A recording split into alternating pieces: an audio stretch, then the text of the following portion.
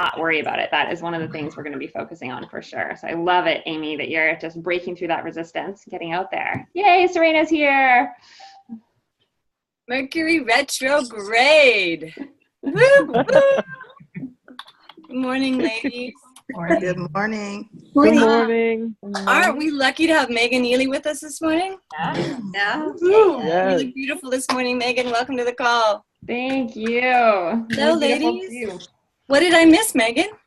Well, we started off with some celebrations. What do they have to celebrate? And then specifically in the realm of internet marketing and just getting out there. And there's lots of celebrations for people getting more active on Facebook and like campaigns and sharing shamelessly.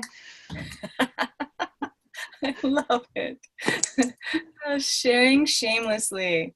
Welcome, welcome. Can we take one more while I'm here? Yeah, one more celebration. Who else has one? Looks like Ulrich. Yeah, hi. Good Hi, morning. I'm back in Germany.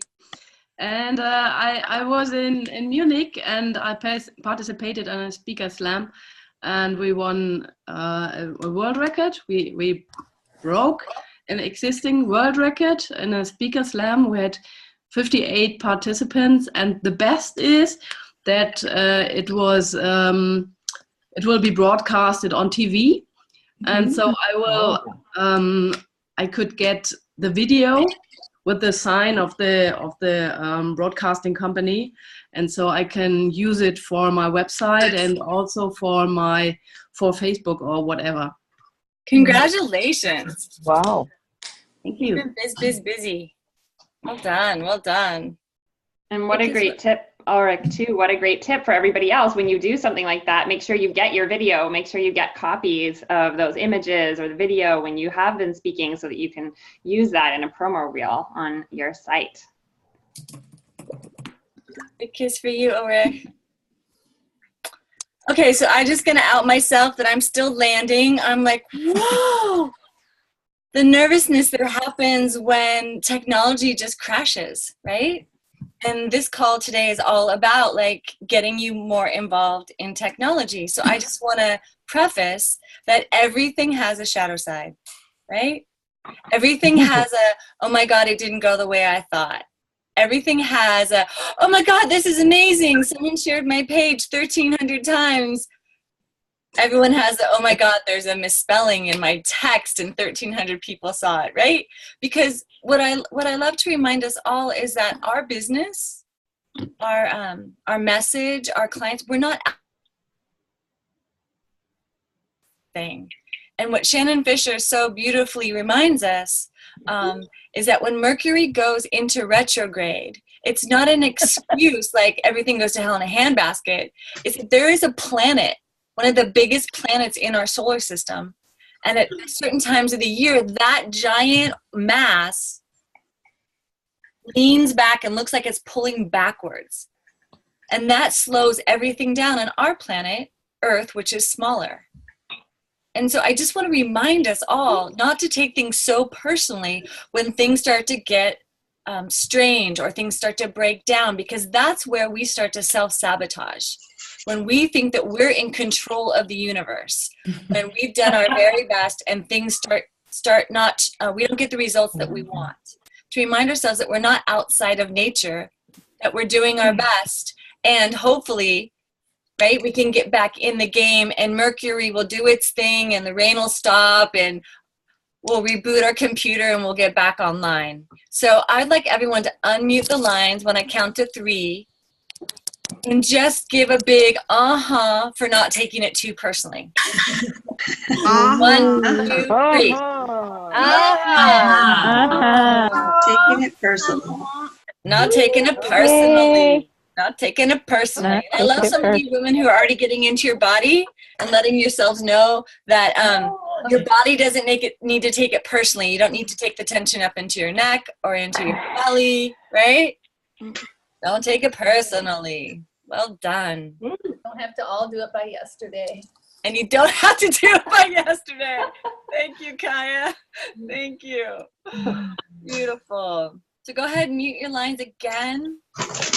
I'm going to make Megan co-host. Co-host.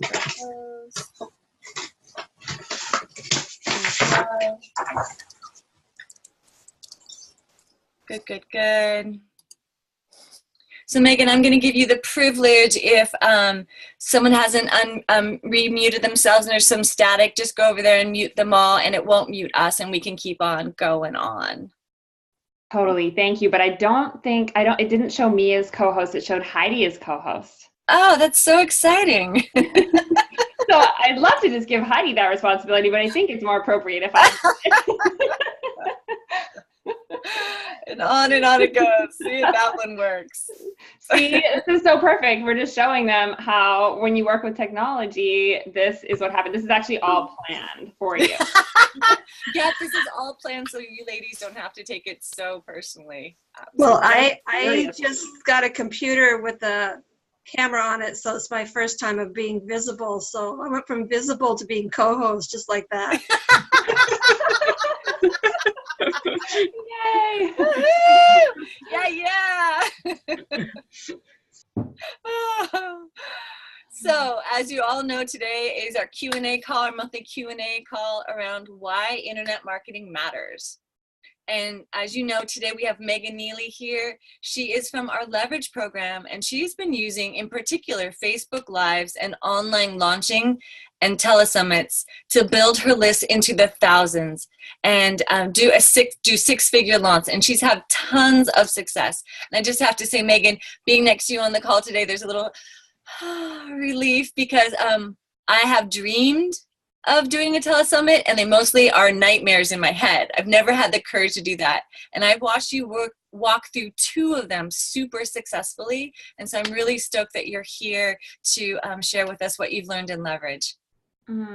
Thank you so much, Serena. It's such an honor to be here with all of you, and just being in Leverage it gave me all the skills that I needed to be able to take the big vision that I had out into the world and to actually reach people. And I got to move through all of my fear and all of my doubts because I had a structure to lean into. So I definitely wouldn't have been able to do the telesummits and to launch online and even to launch 3-day live events without having Leverage. So I'm so grateful and happy to be back to share with all of you. Welcome, welcome.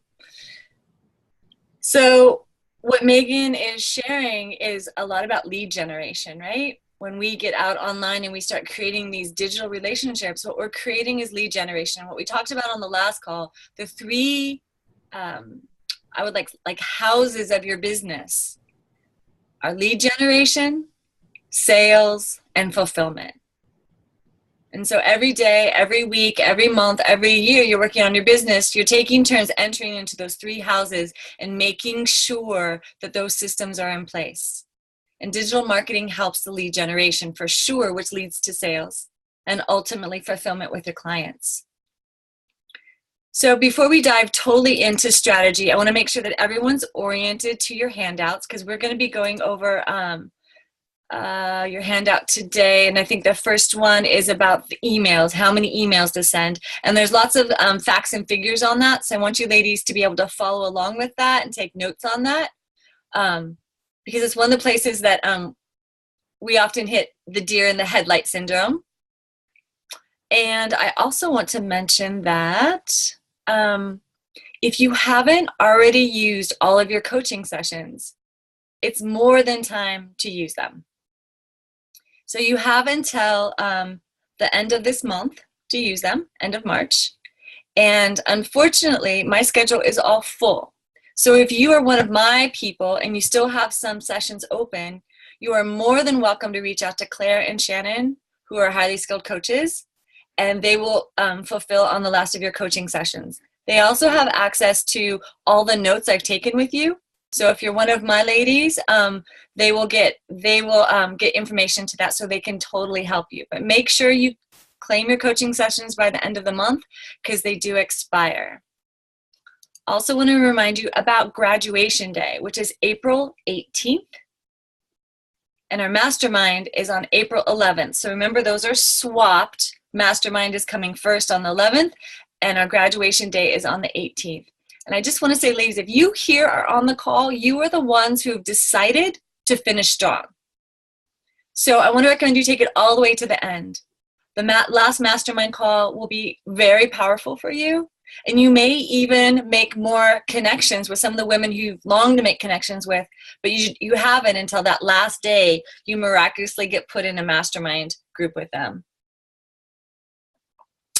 And it's still the same call time, so it's easy to remember unless you're in another country. And there's been, we have changed our time to daylight savings time. So if you're in a foreign country, please check the time. Know that it's different, and we will be on that Maestro conference line. You each get your own private number for the mastermind call. Make sure you're doing that. We have 6 weeks left of this program. And so what we're really going to encourage you ladies to think about on this call today and post at the end is what's one thing you can do between now and when we wrap up ELA in 6 weeks where that you can feel really good about it. Now, some of you are going on to leverage. And so there might be one thing that you want to bundle up or wrap up before you move into leverage so that you can feel really strong going into that group. And for others of you, it's finishing ELA strong, right? So what's the one thing you can do? And if it comes to you now, great, write it on the edge of your paper. And we're going to post at the end. And Megan, I'm curious for you, like, what do you believe is the biggest benefit of finishing a program strong? What have you seen? The biggest thing that I feel about finishing strong is it sets up a trust with yourself.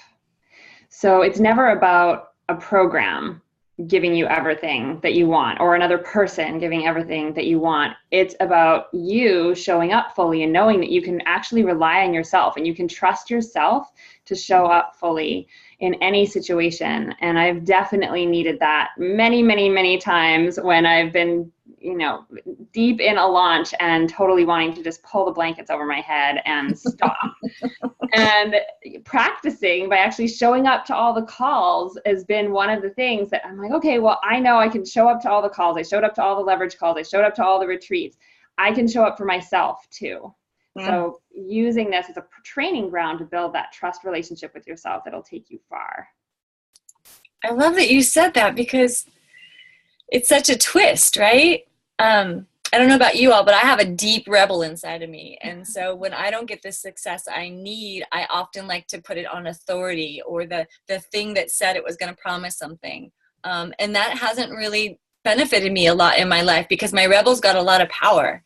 And when I take that back and I'm like, I'm doing this for me, something switches inside of me. I really appreciate that. And the reason I mentioned my inner rebel is because it has direct relationships to emails. And so does everybody raise your hand, do you have access to the handout called Email Promotion Recommendations? Raise your hand if you see it. You got to print it out. It's in the forum under this month. Awesome. The majority of you. Some people are still searching. If you can't find it, you can just take notes on a blank piece of paper and then go to the handout afterwards. It's definitely in your forum called Email Recommendations, Promo Recommendations. Now, I just want to tell you a little story about my inner rebel because, like I shared, she doesn't like to be told what to do. So when I entered ELA, I think my mailing list was maybe like 400, and Sage was recommending this kind of digital relationship. And I was a hell no. I was a hell no. There's no way I'm going to be telling people what I'm up to. Caused me a lot of anxiety, especially when I went to host an event, right? And I would stress over my email blast. I would write it and I'd rewrite it and I would have people look at it. And then I would do what Megan does. I'd pull the covers over my head and get really distracted and pretend I had more important things to do, like go shopping or go for a hike. And one day my finger was like hovering over the button to send. And I felt really weak. Felt like I couldn't actually push it because I cared more about what people thought about me than anything else. And that's what was in the way. What would people think? Would they find a typo in my text? Would they think I was bragging. And I went back in my imagination to the one in me who just really doesn't give a shit about what anybody thinks about me. The one time in my life where it didn't really matter if I broke the rules, if I got grounded, if my parents didn't approve.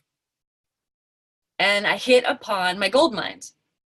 Because when I was a teenager, I went through a really strong rebellious period. And I really didn't really care what anybody thought about me. And I'm like, all right, get on board. And what I did is I contacted that part of myself. And in the forum, Sage actually has a template where you can do some of your inner work around getting the parts of yourself on board for your business. So I made a deal with my inner rebel that if she would push the MailChimp button, I would give her something that she wanted. Yeah. And most of the things that she wanted are not appropriate for me anymore as an adult, right? No more drinking, no more catting around. She couldn't have that. But what she did want is she wanted a pair of red shoes. I was like, really? That's it? She's like, yep. I want you to take me shopping for a pair of red shoes. Because no one has ever given me permission to have red shoes. And I was like, all right. So she started pushing my email button and I got her a pair of red shoes. Now, I have to say, it's not the only thing she's wanted since then. We've upgraded.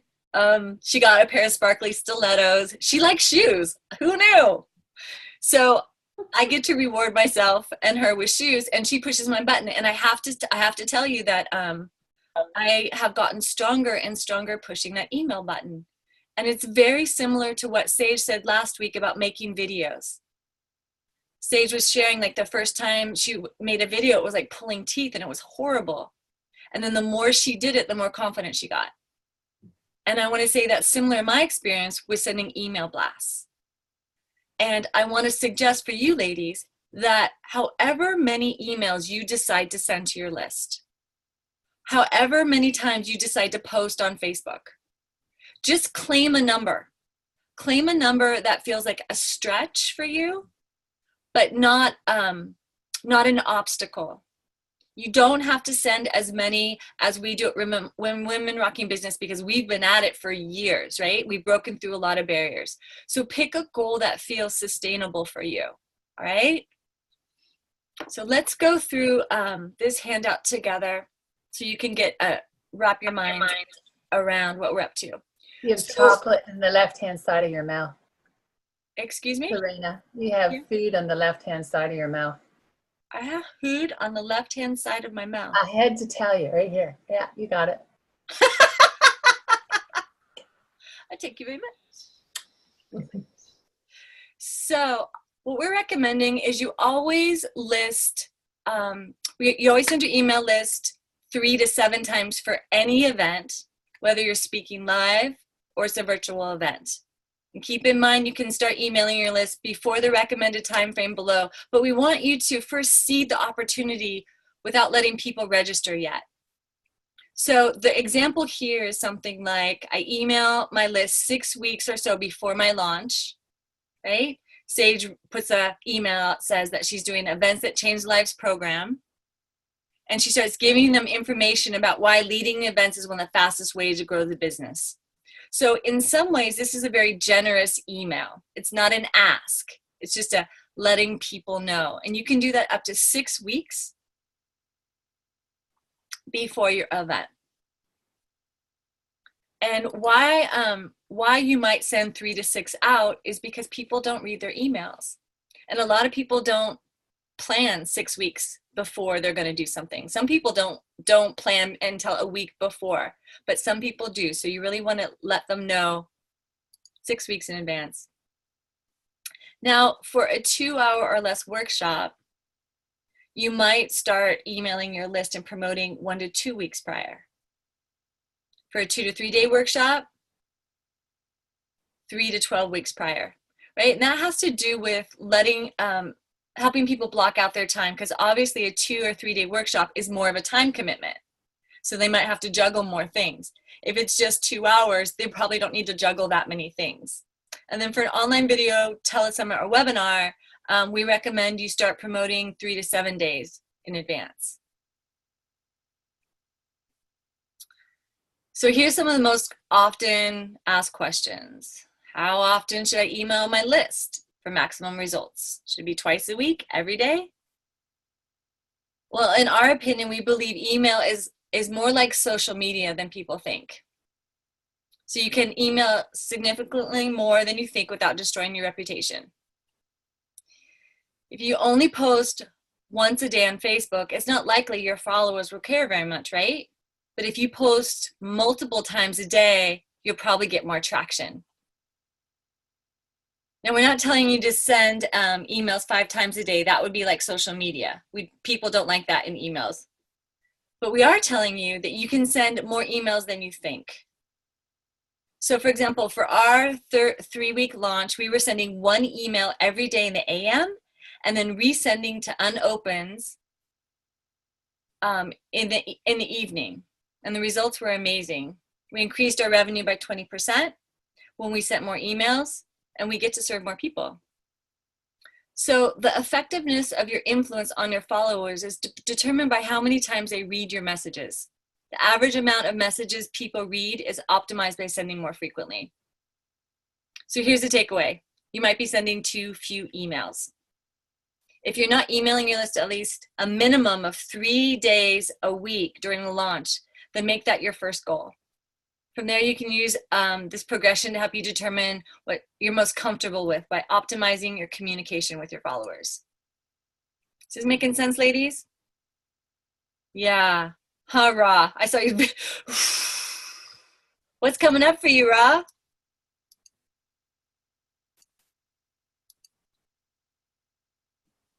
It just is a lot. Feels like a lot. Just feels like a lot of emails to write. Is it the same content every time? Is it the different content every time? Am I sending, Great question. Great question. Yeah. This is what we recommend. It's when you send an email 3 times in 1 week, it can be the same content, but the subject line can change. So the subject line is really important. So you might put, the subject line, we're about to launch ELA. I'm about to give a free talk. I'm about to da-da-da-da-da. And then the second time you send it out, you could put, in case you missed this, I'm launching da-da-da-da-da, same content. That way, if people have already read it, they're like, okay, they don't need to open it again. You're not bothering them. Mm. And if they didn't read it, there's a warning like, just in case, right? And then the third one is last chance video, last chance email. Same content. Right, so that makes it a little bit easier, right, Rob? A little bit, yeah. Awesome. Can I ask a question? Someone has a question. Is it Karen? No, it's Aaron. Hi, Aaron. Hey. So yeah. Hey, just to follow up, so with the note about the, maybe I read ahead. About the PM, sending another one in the afternoon, in the evening? No, you said that, I'm sorry. That would be the same exact email, or you would change that one? So again, awesome. It can be the same content. It can be different. It's up to you. But what you're shooting for is for them to open it. And the reason that we're sending multiple emails is because people don't open their emails. And oftentimes we don't, you may not have software that will show you if it gets opened. So what you're doing is you're wanting them to open it with using juicy or interesting or vulnerable subject lines. Okay. So for example, you send your email in the morning because you're on task, you're launching, you send your email in the morning, but half of your followers don't answer their email in the morning. They answer them at night. Okay. And so by the time they answer their email at night, your email that you send out at 8 a.m. is at the bottom of 50 of their emails. So they sit down at night, and they go through 20 of them before they have to put their kids to bed. And then the same thing happens all week, and they just never see your email, right? Okay. So by resending in the evening, what you're doing is you're hitting some of those people who answer at night. And this is the same thing with Facebook. Like I'm doing this experiment right now. Like what happens when we post in the morning and what happens when we post at night? Because some people get on Facebook and have dinner with Facebook. That's what they do when they get home at night.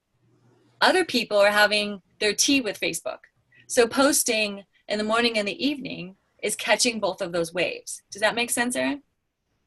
Yes, and I think I'm with, was it Ra? And actually I remember Beth saying something about this last time we talked about it, that when I get a lot of emails from someone, I get annoyed and I unsubscribe. Mm-hmm. So here's the thing. Because I do pay attention to what's coming in. Yeah, and Erin, what specifically are you annoyed by? Okay, so I will admit that the only people I unsubscribe that's happening with, I have decided I'm not going to engage with them. So You're not going to engage with them because you're not interested in what they're offering. Yeah, it's just not the right time or whatever. So awesome. So, and I don't get upset anymore much when people unsubscribe, but because I figure it's just not the right time. But I'm just feeling that little gremlin-y resistance to totally what you shared. Just totally. like, I'm glad you're outing it, because those are the things that come up. Those are definitely the things that come up, right? One, you're going to annoy people. Two, they're going to unsubscribe. mm-hmm. So what I want to recommend for that gremlin, try it. Okay. Make sure at the bottom of your email there is an unsubscribe option. Yeah. So anyone who gets annoyed with you can unsubscribe. Absolutely. It's there. And like Megan and Sage, I'm on Megan's list too. And it doesn't feel like I don't think I get an email in the evening if I don't open the morning one. I haven't noticed that that's happening. So like it feels good what you guys do. It doesn't feel like as much as what you just said. So maybe you have it sorted so that current clients don't get so many, but well, yes, I can speak to that. I know Sage has it sorted so that current clients don't get as many. Okay. And the reason that you wouldn't get it from me is because what we're talking about with these emails is not that we would send emails every time. So every time you send an email that's more about the relationship building, like I have a weekly email that goes out. I'm not going to resend that one every week because it's just a relationship builder. I'm not in a launch. I got it. What we're talking about is more in a launch time that you would be sending out multiple emails. So during a summit, I send out at least 2 emails a day for a couple of weeks. Okay. Thank you. You said that earlier. I missed it though. Okay, thanks. Thank you for that distinction, Megan. That's really helpful. And I want to tag team on that, Erin and Megan, right? If we're always sending, I'm going to mute you, Erin, because there's something on the line. If we're always sending launches, if we're always just promoting, right, then people do get irritated. Or if we're always making offers, right? I'm doing something, I'm doing something. So what's imperative for all of us, for people to be able to like receive our launch information, is also to be giving them generously. So when you decide to really get in on your speaking engagement or have an event, also be plotting before that launch that you're going to be doing a lot of generous giving and sending out information. And it's not 3 times a week, right? It's maybe your newsletters once a month. Maybe that's you, or once a week. So have that whole big picture that you're nourishing and you're offering. And then when you do the ask for the launch, that they're balanced. Does that make sense, Erin? Thank you. Yeah, that's a great question. Great question. And I want to share that this might feel a little daunting at first, right? Karen, you have your hand up. What's up, love?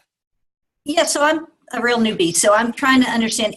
So in MailChimp, there's a way to set up so that we know who opens? I mean, what is some of the software that you use to make sure you can tell who isn't opening? Great question. So, yep, in MailChimp, they will give you some stats of how many people opened it.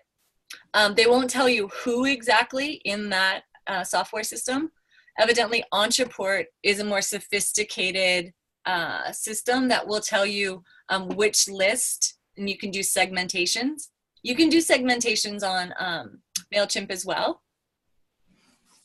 So how do you know who to resend to? I don't believe, maybe Megan can comment on this. I don't believe you can find out like who, like did Megan open it? Did Amy open it? But you can tell a percentage of your list. Is that right, Megan? Well, in Ontraport, you can see who opened it. So you would be able to actually see a list of the names of who opened it and what time they opened it. You see all the details, and then you can actually go in and just resend, but only to the people who did not open. So that's when we're talking about mailing to unopens. Got it. That's what we're speaking to. Yeah, that's correct. Too. So MailChimp is a little bit less sophisticated. Ontraport is more sophisticated.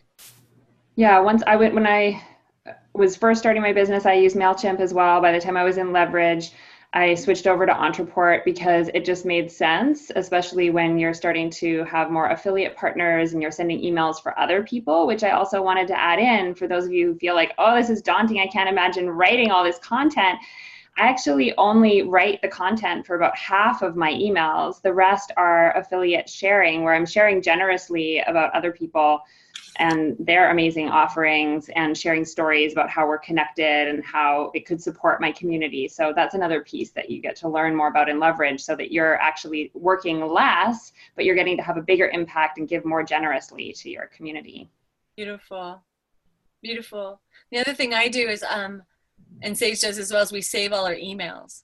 So when I'm launching the Yoniverse monologues, for example, I have stock emails that I use, and I keep those on file. So when I'm going to launch, I don't have to completely come up with new content. I'll probably tweak it.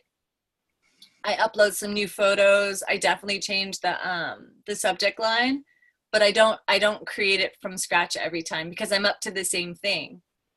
And that's what we're really recommending you ladies do. Create one program, one message, one offering, so that the rest of the wheel in your lead generation is just wash, rinse, and repeat, wash, rinse, and repeat. You don't have to use up a lot of brain cells to redo that. And then once that's established, your base program, and you have your lead generation solid, people are coming, you're landing your sales, you're fulfilling, then you're going to start to feel like, oh, this is not a problem. I just keep sending this. I send this at this time. I send this at that time. I think it's much simpler. Great question, Karen. Thank you so much. Do you want a kiss? Sure. Mwah! You ladies are so brave to ask the simple questions, right? The confusing questions. That's what we're here for. Adriana, your hair is curly today. So cute. Naturally curly, yeah. I didn't do love anything it. today. I don't think I've ever seen it down. Welcome to the call. How can we support you? Thank you. No, I was just curious, when you guys were talking about knowing when an email was open, does it mean that they clicked on it, they opened it, or does it mean that they clicked on a link that was in the email? You want to speak to that, Megan? Sure, yeah. So all it means, when an email has been opened, the statistic will show you, or the stats on your dashboard of your email provider will show you that it's been opened, which means they've seen it in their inbox, they've just clicked open, and then they've read however much of it. We don't know. We don't know how much they've read, but they've opened it at least.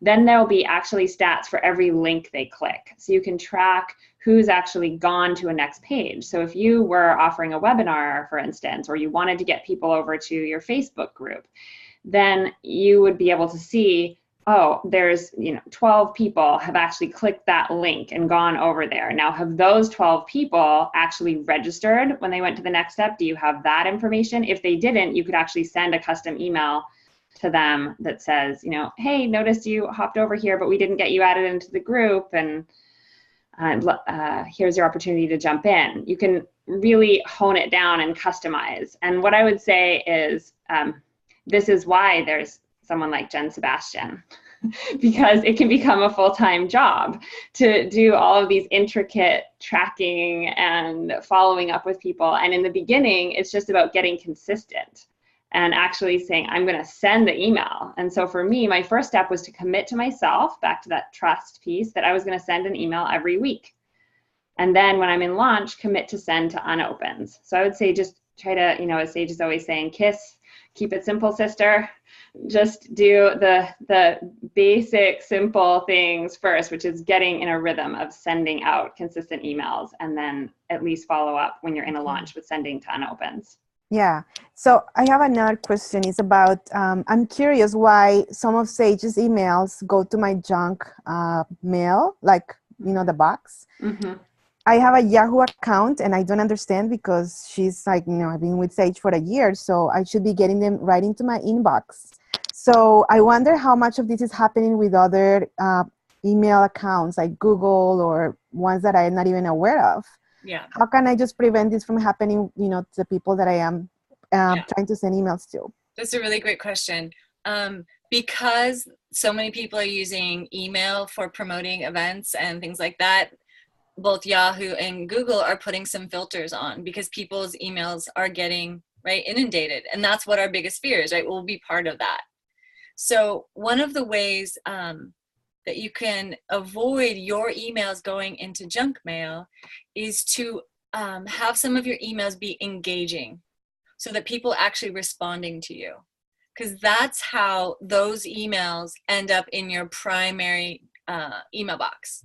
So for example, in Google, you have a opportunity to sort your emails between primary, social, and promotions, right? Do you know that? I don't have Google. Okay. Okay, so you have Yahoo. Got it. I'm not exactly sure how Yahoo works, so I don't use it anymore.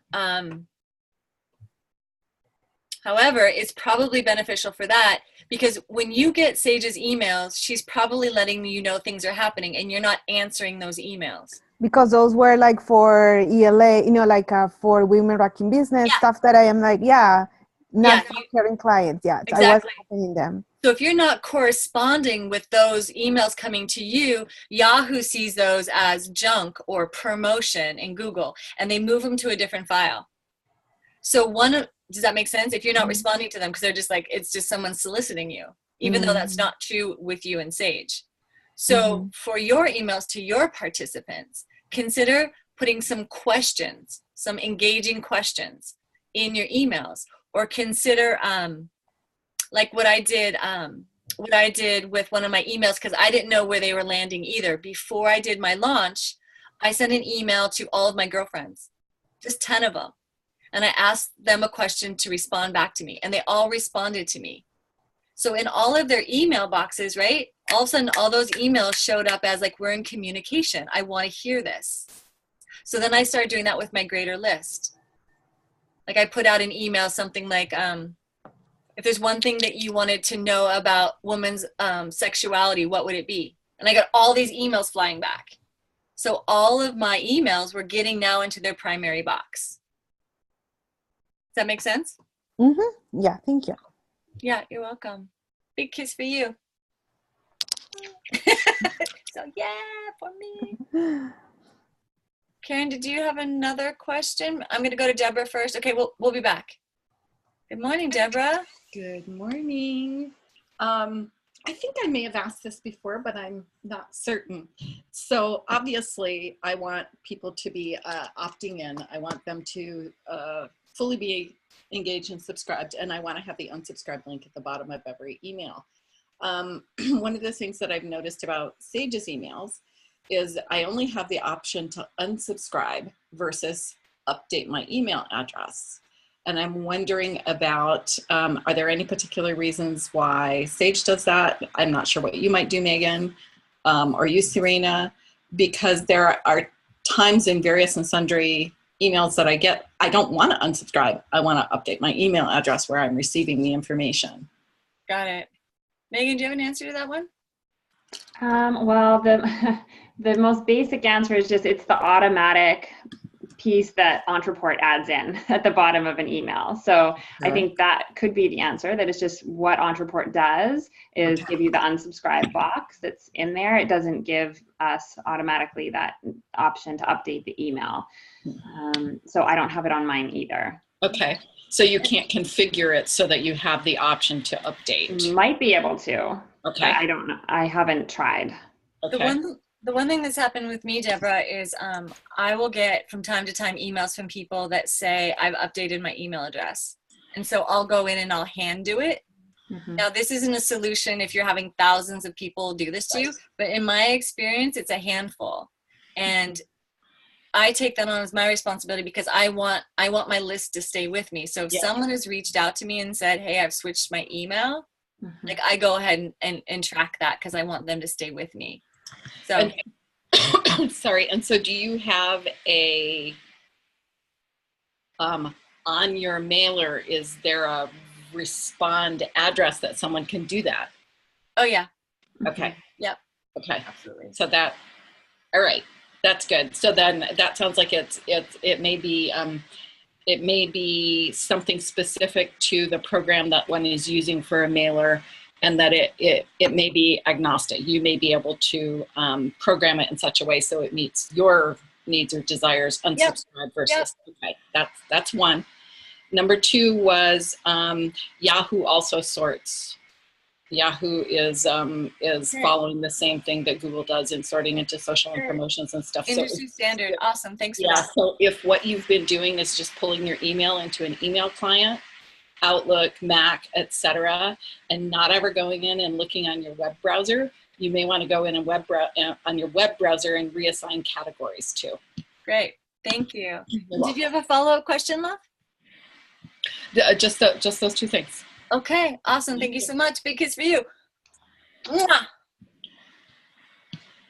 Karen, back to you, love.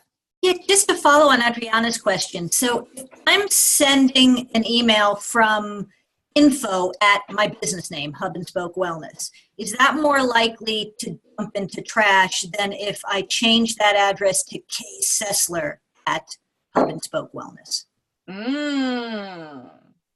Well, the way it lands with me is if I knew you and an email came in with K. Sessler on it and I'm like, oh, it's my friend Karen, I would more likely open it than if it said info. That's personally.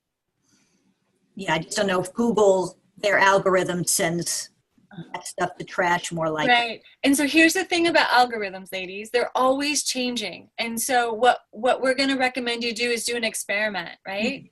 It's true with Facebook as well. Like, do it and see what happens. So Karen, what I might recommend, because you have a women's group that you run with, right? I have a little do it with them and see and ask them for feedback. And I always do it with my mom. I'm like, if my mom and my assistant are getting my emails, I'm good. If they're not, there's trouble. And they always answer back to me. So have some people who are watching for you. Okay, great. Sounds good. Thank you. Awesome. I also want to talk, kiss for you. I also want to talk about Facebook. Let's do a little seventh inning stretch, ladies.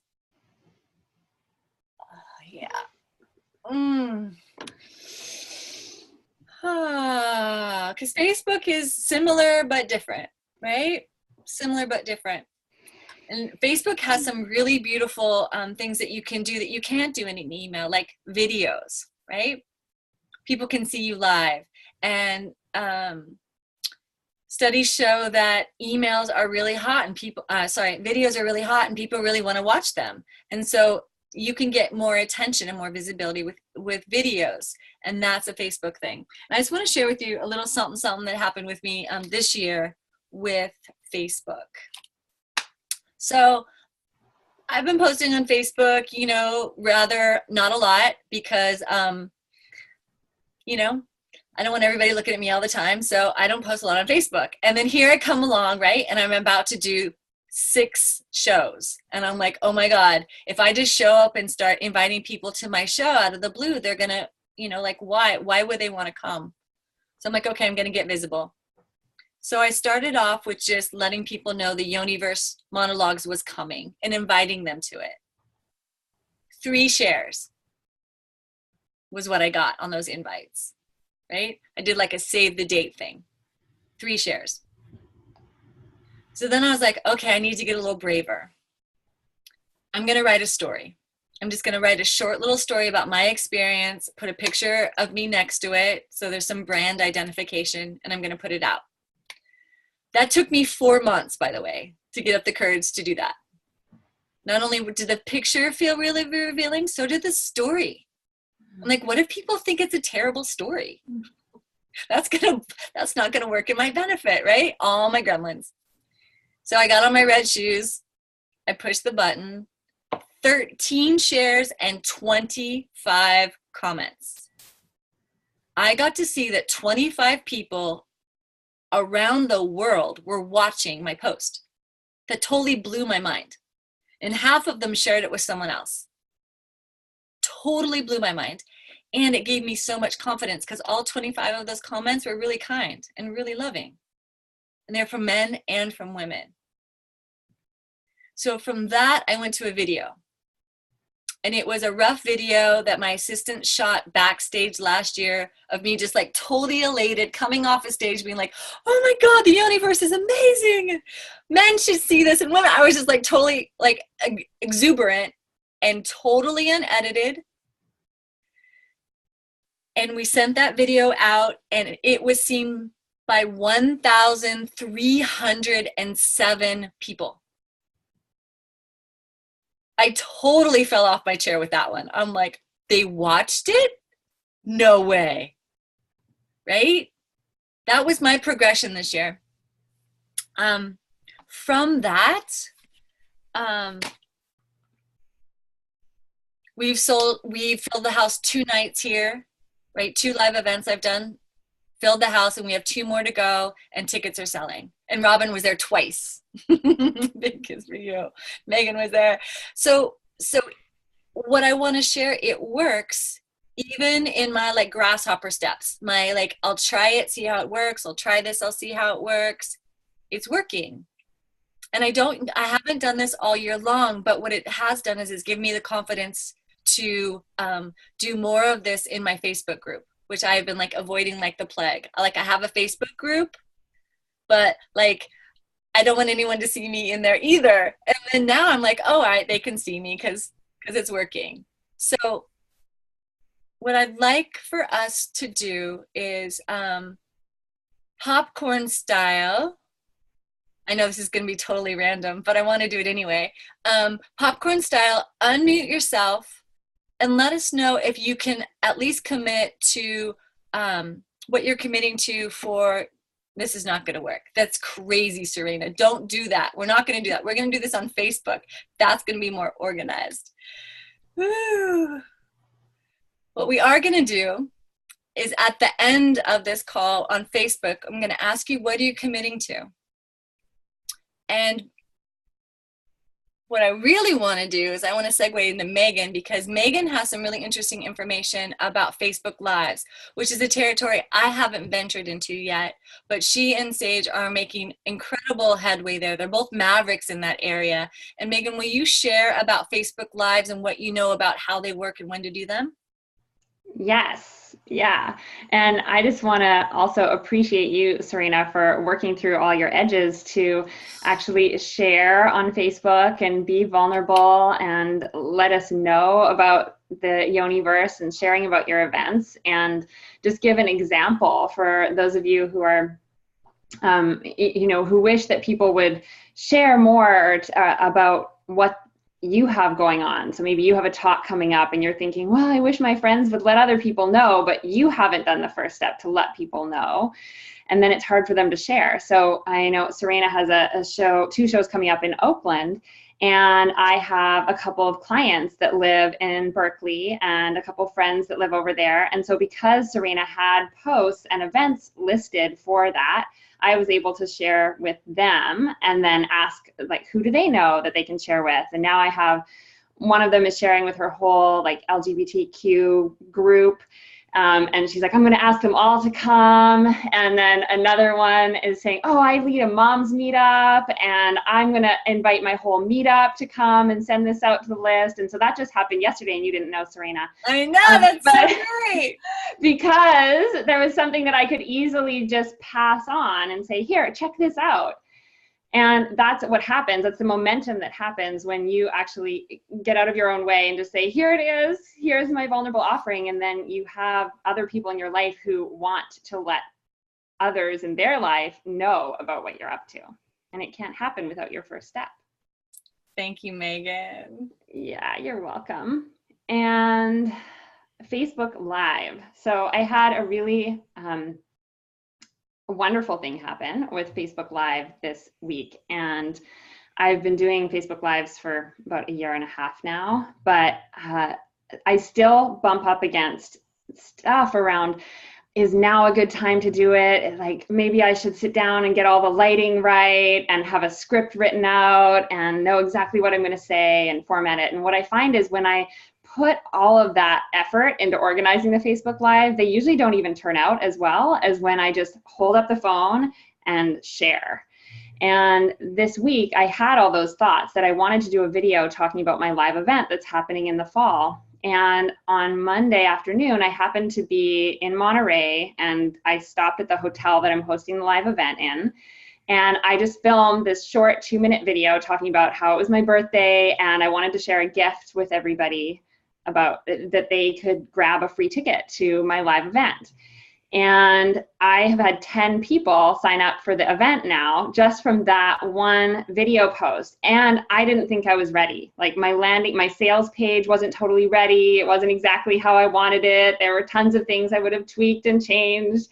And I had, like, I wasn't really wearing makeup and my hair wasn't done and it was windy, and there was all these things that just weren't perfect. And just by getting out there and saying, I'm going to go live now and do it anyway, I got 10 more people coming to my event. So I would encourage you to, again, get out of your own way and to see what action could you take right now. People aren't expecting you to be perfect, and actually the less perfect you are, the more they seem to like it, is my learning curve. You're gonna get food on the side of your face when you get on the video. That's right. That's right. Exactly. Oh, I'm so sexy. Yes, exactly. And the thing with Facebook Live, one of the biggest benefits about going live is that it's live. That might seem like the worst part of it, but you don't have to edit anything. You don't have to go back and do any major technology thing. Like, I don't know about you, but I'm not a fan of spending more time on the computer and working with technology. So Facebook Live is actually really easy. All you do is press go live, and then there you are, and it's doing everything for you. So it's just like you would give a signature talk in front of an audience in person, except that you can do it anytime from wherever you are, and you get to just show up and give your talk to whoever is watching. Now, I would recommend, for those of you who have just personal Facebook pages and that's where you're going live, that you set your friends filter or your viewing filter to be not only friends, because you want to be able to have people starting to watch you on Facebook Live that don't know you yet, or if someone shares what you've posted and they're not, they're sharing it with someone who's not a friend, you want to be able to actually have the reach go wider. So I know that can feel a little scary to open up the doors on your visibility. Yes, but not only sharing with your friends and community, sharing with everyone. And you can, new friends. Your new friends, exactly. And going live on a business page is what we recommend. So I just want to speak to that, because you'll see Sage going live on the Women Rocking Business Facebook page and then sharing it into the Women Rocking Business Sisterhood group. So if you have a group, you can share from your business page into your group, or from your business page to your personal page. And the reason to go live on a business page is so that you would be able to boost that video if you wanted to. So you could spend $5 or $10, boost it, and then get a lot more views. So if you feel like, oh yeah, I love that, I want it to go out, I actually want that to reach more people, then you get to boost it. And I see Robin's hand is raised. Let me see. Hey, thank you. Yeah, I just had a question. You half answered it, or maybe all the way answered it, that had to do with whether you do live from your page or your profile. Mm-hmm. And so I know from your page, if you do make an offer, any kind, well, if you talk about business on your profile, you can actually get in some trouble. if you're selling something. But we're not talking really about selling something. But so yeah, from we're never talking about selling from Facebook or from your emails, Robin. It's right. always offering. Yeah. Right.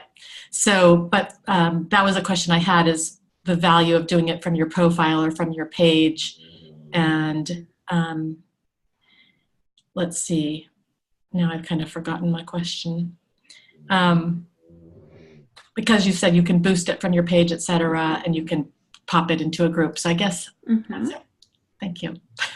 Yeah, and then sometimes, like the video that I did on Monday, because it was personal share and I was leveraging my birthday to share out in that way, and I knew that I would get more reach on that day. So also a good tip, if you go live on your birthday, share pictures that you want to be seen on your birthday. More people are on your page, so use that to your advantage. And if you have a page, but you're sometimes using your profile, like that whole thing of like, I have a ton of people on my profile, which I grew a long time before I started thinking about doing business. And that's where all my people are. So my page isn't very populated, but so I guess it's doing something on my page and then maybe posting that to my profile so that friends could know to go to my page or something like that. Yeah, so yes, so you could post on your business page and then share it on your personal page as well. That would be one way. And I also go live on my personal page. So I kind of go back and forth between the two, where if I know that I'm wanting to make it just strictly business and I might want to boost it, then I put it on my business page. And I also like to share on my personal page more stories. So I'll tend to be a little more vulnerable on my personal page and share more about, a block that I was coming up against, or do something like I'm taking a walk to the beach and I'm sharing about like moving through like feelings of stuckness in my body and my work day. And, if you're an entrepreneur, I suggest you get outside. So just planting seeds like that for people. And that's one of the things I actually want to share about Facebook Live. It doesn't have to be some perfectly structured talk, that you can just share in the moment what you're moving through, what you're working through, and relate it, tie it back to your audience. So how could you help them with what you're going through? And I feel like those have been the most successful, when I've shot videos from literally sitting in the bathtub, obviously not showing everything, but talking about how we need time to decompress and wind down. And I have a client who just did that, who's actually a health coach and works with PMS, and she's doing a whole bathtub series, and she just it's exploding. I'm so excited to just watch what's happening with her because it gets all this attention. Yeah. So anything that you can do that's a little like, what? People just see it and then they stop and they want to watch. I love it. I love it, Megan, that you're pointing to a couple of things that I want to highlight. One is that getting visible, use whatever feels authentic to you. So for Megan, right, she was really high after her birthday. She got lots of love. And so she like seized the moment because she knew people were going to be there, right? Beautiful. But the thing that made it effective to bridge the gap for 10 people to jump into her live event is that she tied it back. She told them what they needed to do to get to her live event. Right? She spelled it out. So your tie back, ladies, whether it's on your personal page, your group, your business page, it's the tie back. How are you making this personal, vulnerable moment something that they want more of? And so when I watched Megan's video, because I was with her on her birthday, and of course when she posted and it was her birthday and she had a gift, I'm like, it totally worked, right? And then I watched it all the way through because I wanted to learn from her. And what I loved about what she did is that she made it relevant. She told me where she was, that her event was happening there. And she kept drawing me in. And it's true, the wind was blowing in her hair and she looked really natural. And I was totally there with her. So I love, Robin, your questions and getting really specific, and want to recommend you all just keep experimenting with it. What feels like the next vulnerable step that you can take, and then the one after that. So when I started posting my stories, I posted them in my group, in my private group, because what I wanted first was love from my private group. And I have this thing about misspelling words. And if there was any misspellings in it, I wanted only my private group to see it. Like if I was going to make that mistake, that's where I wanted to see it. I'd leave that in my private group for a day, and then I would share it out to a more visible. And that's how I kind of skipped into bigger rings. So consider your baby steps, ladies, and then close the gap with tiebacks. Thank you so much, Robin. Great questions. Big kiss for you. Mwah. So ladies, I see a few people who are on the phone, and I just want to remind you that I'm looking over there. If you have a question, I think it's push any key on your keypad and we can unmute you.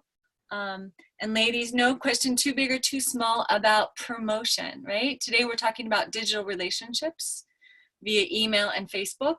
If there's any other way that you're trying to reach out and you have any questions, today's a good day to ask those questions.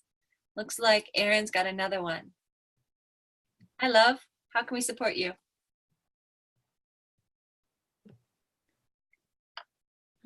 Unmute. Okay, so I'm listening to all of this, and just like always, I'm always trying to figure out how am I going to make this work in my life? Like I'm thinking about what Megan's saying, what you're saying. I know Sage has a pretty large team, but when it's just you, like how much time, say, is Megan spending, and how much help does she get in like planning out? It's not a launch time. So Erin, what's your goal? Because your goal is different than Megan's and Sage's. Right.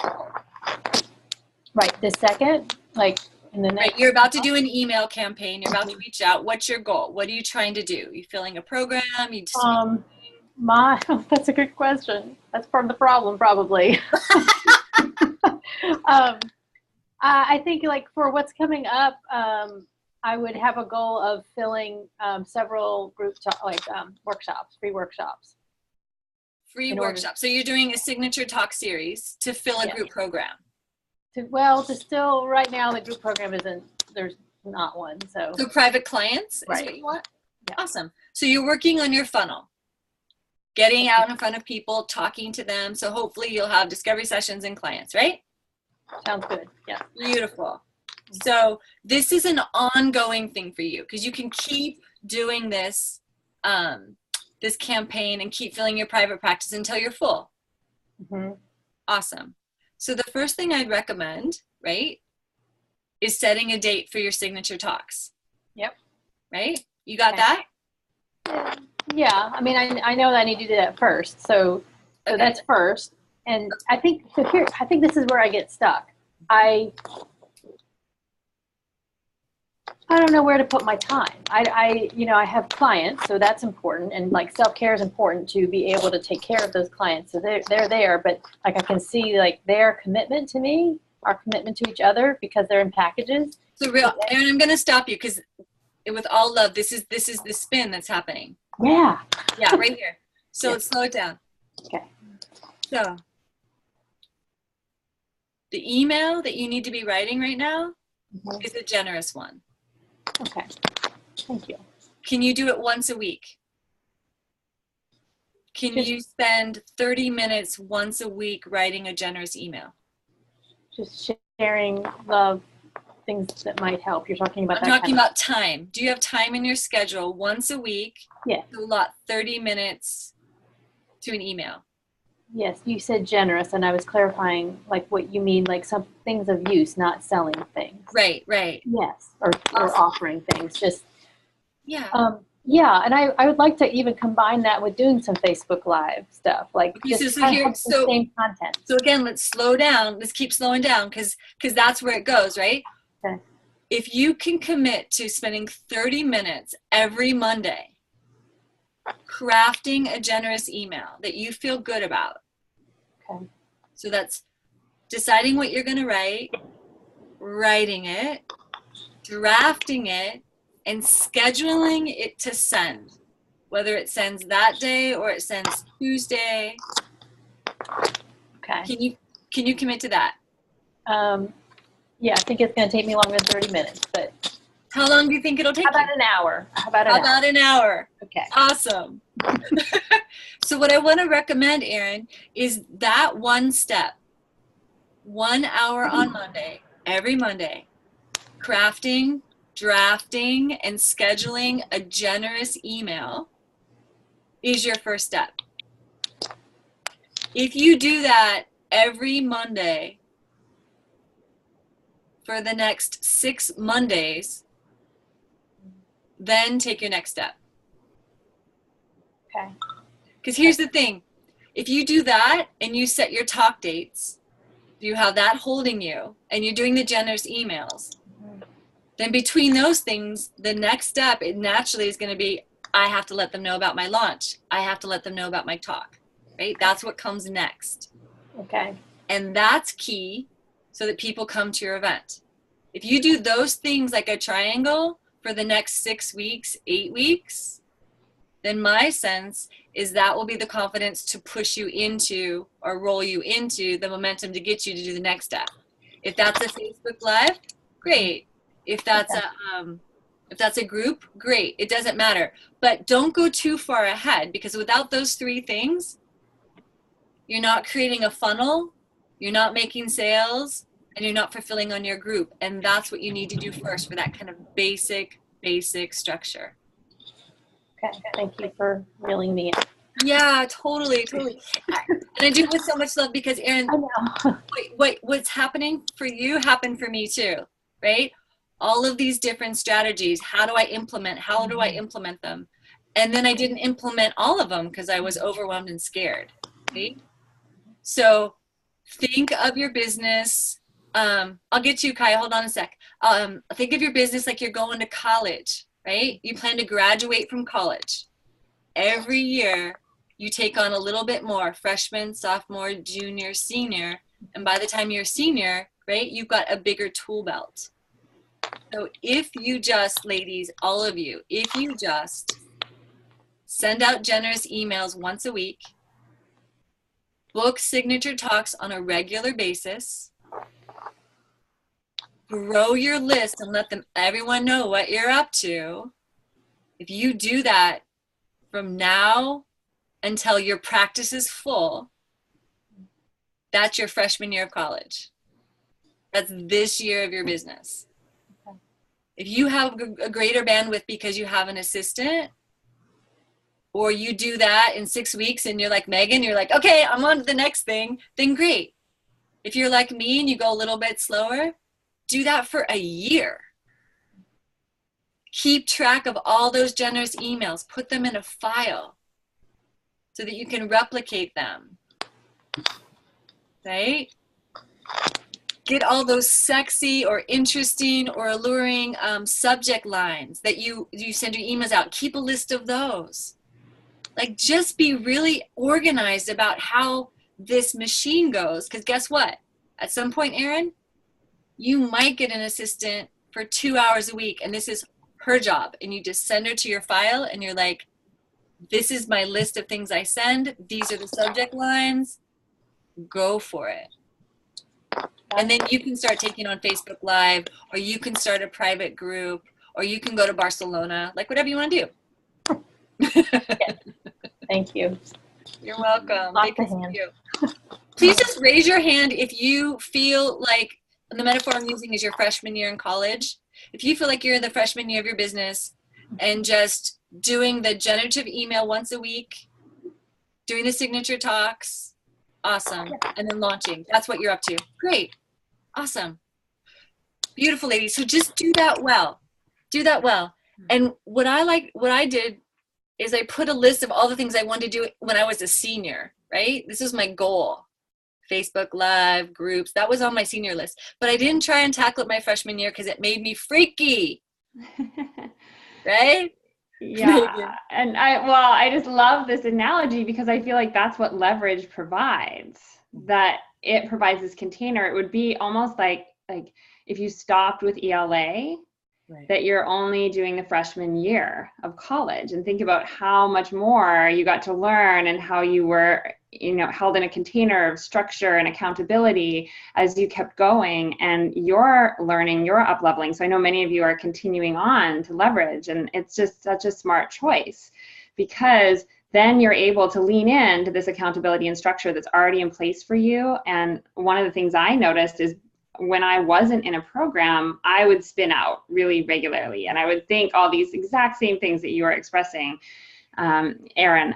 saying, oh, I don't know, what should I do next? And where should I put my attention? And I'm not sure. And then there was this webinar came in and it said I should be doing this, but I'm already halfway done, blah, blah, blah.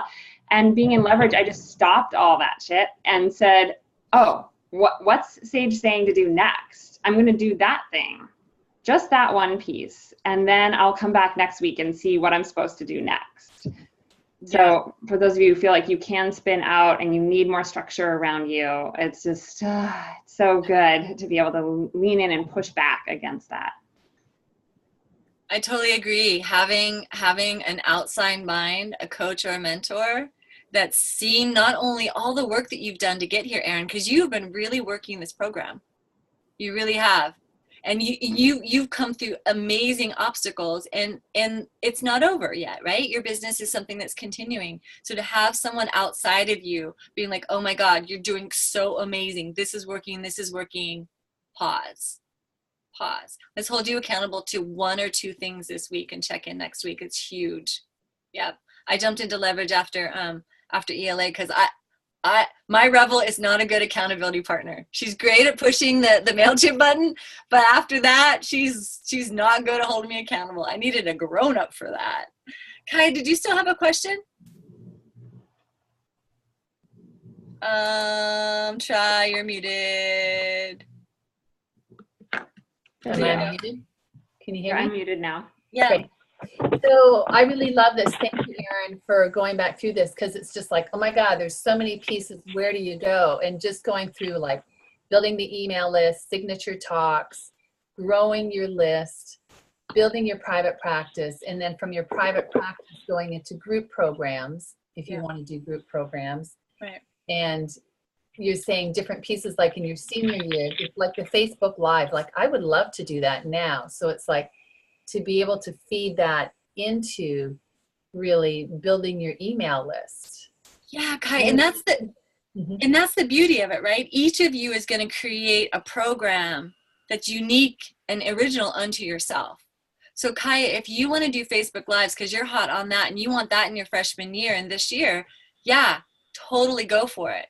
For someone else, that might be something like for me, like I haven't done it yet. No, actually I did do it. I did it last year. I did it my junior year, I guess, right? So yeah, make this program your own. Pick and choose the things that you want. But what's really super key, again, are these 3 houses. The warm funnel, so getting visible in whatever way you're doing that. Mastering the grow conversation, having sales conversations, discovery sessions, actually having those, getting better at them. By standing in the fire when people say they can't afford it or they don't have the time. And then fulfilling, really being with your client, showing up to that, showing up to those sessions and taking a stand for them to get the results that they need. And also what Erin pointed to, getting the support that you need to show up to support them. Because the truth is fulfillment is a thing, ladies. Our clients come to us because they're struggling. They don't have all the answers. They're full of anxiety. They don't have enough money, whatever, right? They come to us with issues that they're trying to move through. And so they're also coming with their resistance. So when we finally get through the warm funnel and the sales, and we finally have a client, guess what? You've got someone who's struggling in your life weekly, monthly. And it's what we wanted, but we also need support in getting through that because our clients come with stuff to grow us into the amazing coaches, healers, and leaders that we've always wanted to be. Kylie, did you have a follow-up question? No, that's awesome. That's just going back through the whole scope and how to like put the pieces together is super, super helpful. Thank you. You're so welcome. Big kiss for you. Mwah. Thank you. A woman who receives. I love it. I saw another question up. Maria, then Carla. Hi, Maria. Welcome to the call.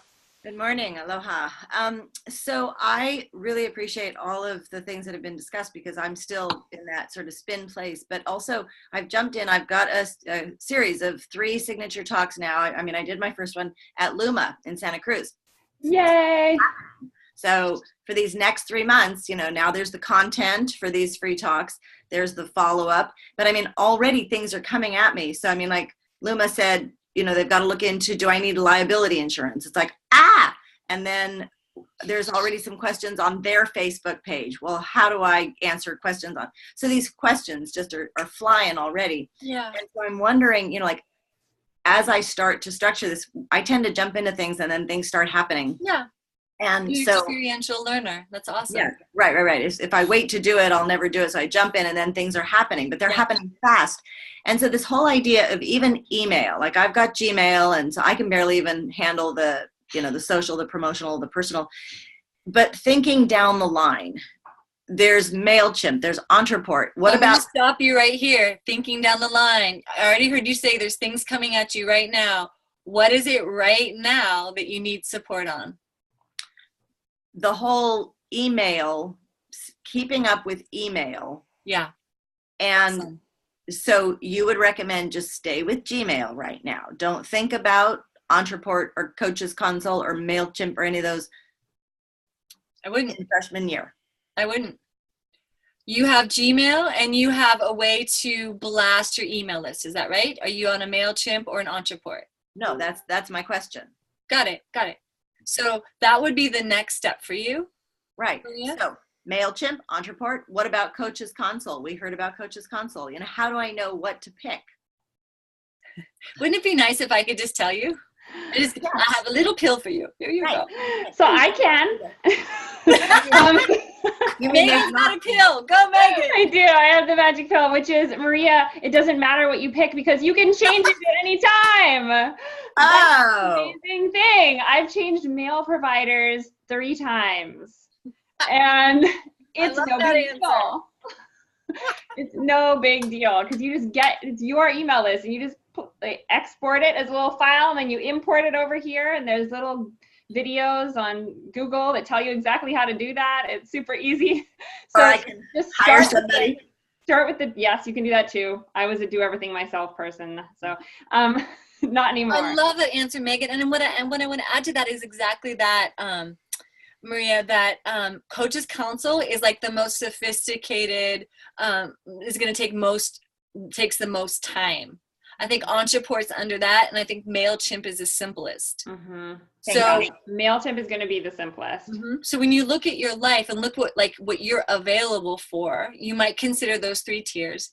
And the other thing I wanted to say was, ladies, if you aren't already putting a 1 whole day aside to work on your business, which is different than working in your business.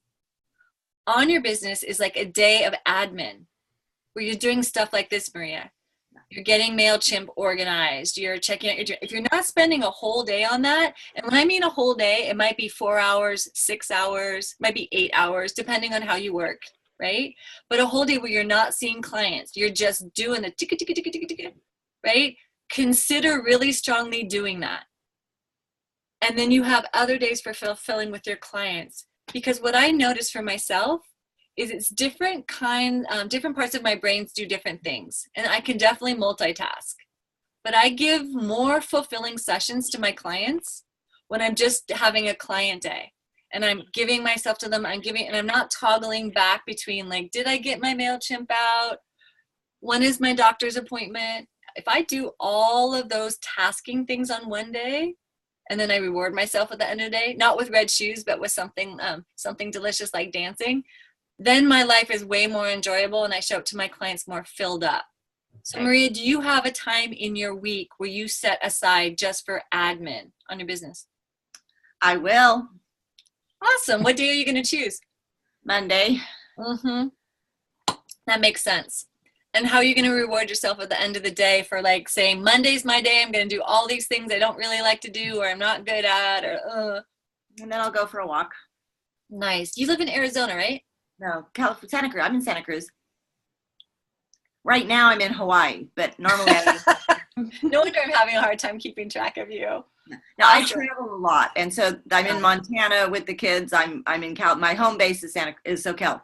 Got it, but you're in Hawaii right now. I'm in Hawaii right now with one daughter, Montana family. So So for you, Maria, in particular, right, with all this moving about, like to have a day where you're grounded and you're working on your admin and you're working on your outreach, that's going to be really key for you. Yeah, I think that would be, well, I'm sorry. That would be really helpful for boundaries as well, because that's an issue that comes up for me all the time is, you know, I'm family oriented. And so if Monday is my, you know, that doesn't change day. Yep. Ladies, raise your hand if that's you too, that you have children, you have other responsibilities, you move around a lot, and having a day just for your business is really hard. Yeah. Awesome. Okay. So this is another thing that I see happen with women in ELA a lot is they don't put the do not disturb sign on the door. They don't block off their calendar that says office day. They just don't do it, right? That boundary, like Maria said, is just something hard to do if you have kids or a husband that works at home or clients that want you. But what I'm going to say is this is one of the most important success tools that you can have. That it's harder to do later.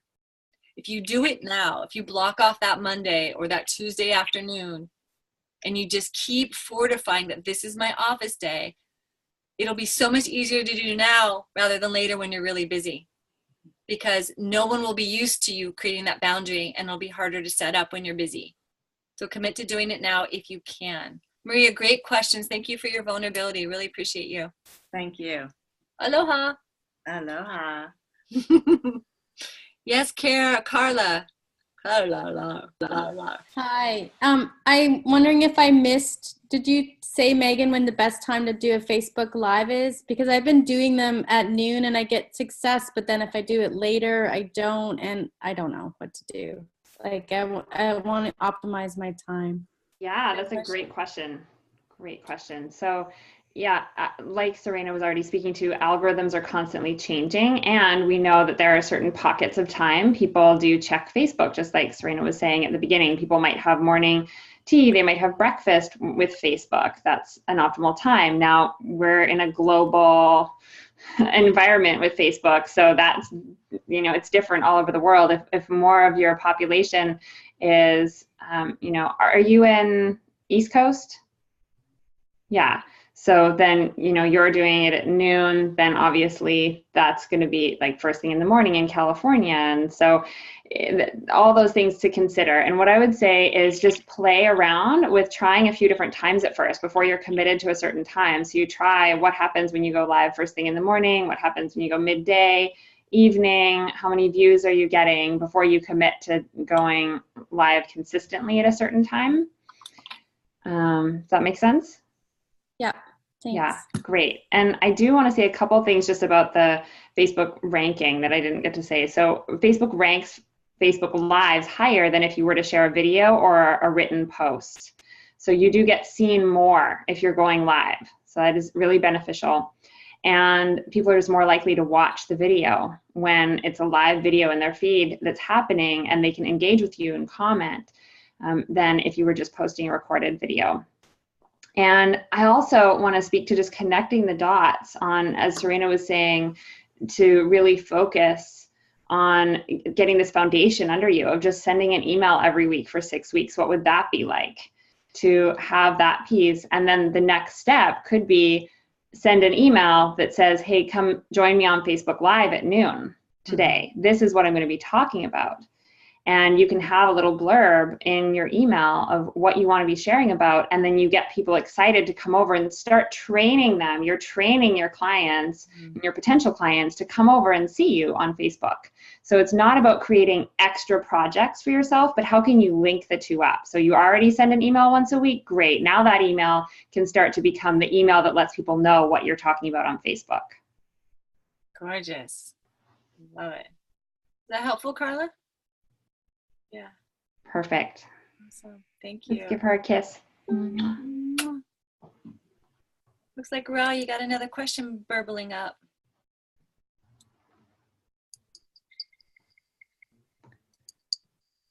How about now? I do, which is, how do I do Facebook Live? I can't find it on the page. Oh. Go ahead, Megan. Answer that? Okay. So first thing to do is make sure, are you using an iPhone? I'm looking, I have my computer. Okay. Do I have to use a phone? You don't have to, but so for an answer for everyone, if you can use your phone or your computer. And if you're using the app on your phone, you want to make sure you have the latest updated version uploaded for Facebook app. Because if you have an old version and it hasn't been updated, it will not show you the ability to go live. Okay. Make sure there. And the same thing with your computer. So if you don't have the latest update, like I use a Mac, so if it was not the latest iOS update, I have a client that was actually just telling me that she couldn't go live, and we found out that was the problem, that it just wasn't the latest update. So make sure everything is all latest updates. Then when you go into the spot on Facebook where it says, post right here, whatever it says, let me open it on my phone. What's it say? What's on your mind? Where it says, what's on your mind? Mm-hmm. And underneath that, it should have the option to say live, or it says photo, or check in. So if you click on live on there, then it'll give you a little spot that says tap to add the description, and you can write in a hot subject line. And this is really key because you want people to stop and see your subject line. Like I used for the video on Monday, I don't remember exactly what I said, but it was something like, it's my birthday and I have a gift for you in capitals. Okay, sorry. I'm just catching up now. I clicked on video. Look, live video. There it is. Live video, yeah. And then if you click on live video, you can write in a little description. So it's not actually going to take you live right away. I remember the first time I was thinking about doing this, I just sat here for like 20 minutes waiting to press that. And then it just took me to a screen that gave me an opportunity to write the description. I'm like, oh, okay. I'm not going live instantly. So I think that's good to know too. You won't be live instantly. Then it'll say start live video. And then it counts down. It does 5, 4, 3, 2, 1, and it'll say you are live.